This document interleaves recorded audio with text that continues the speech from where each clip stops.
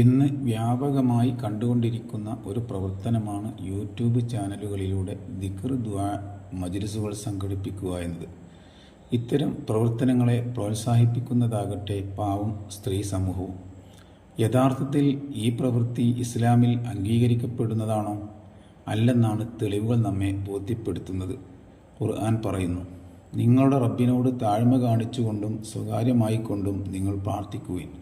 നിശ്ചയം അതിരുവിടുന്നവരെ അവൻ ഇഷ്ടപ്പെടുന്നില്ല. പ്രവാചകൻ പറയുന്നു, രഹസ്യമായി നിർവഹിക്കുന്ന പ്രാർത്ഥന പരസ്യമായി നടത്തുന്ന 70 പ്രാർത്ഥനകൾക്ക് സമാനമാണ്. ഇമാം റാസി വീണ്ടും പറയുന്നു, വിനയവും രഹസ്യ സ്വഭാവവും ഇല്ലാത്ത പ്രാർത്ഥനയ്ക്ക് അള്ളാഹു തീരെ പ്രതിഫലം നൽകില്ല. അവനിലേക്ക് അള്ളാഹു ഗുണം ചെയ്യില്ല. അങ്ങനെയുള്ളവൻ നിസ്സംശയം ശിക്ഷിക്കപ്പെടുന്ന വിഭാഗത്തിലാണ്. ഈ ആയത്തിൻ്റെ അടിസ്ഥാനത്തിൽ പ്രാർത്ഥനയുടെ മര്യാദ അത് രഹസ്യമായി നിർവഹിക്കലാണ്. ജമൽ പ്രവാചകന്റെ സ്വഹാബാക്കൾ 3 സന്ദർഭങ്ങളിൽ ശബ്ദം ഉയർത്തലിനെ വെറുക്കുന്നവരായിരുന്നു. അവയിൽ ഒന്ന് ദിക്ർ കൊണ്ട് ശബ്ദമുയർത്തലിനെയാണ്. ശറഹുൽ മുഹദ്ദബ്.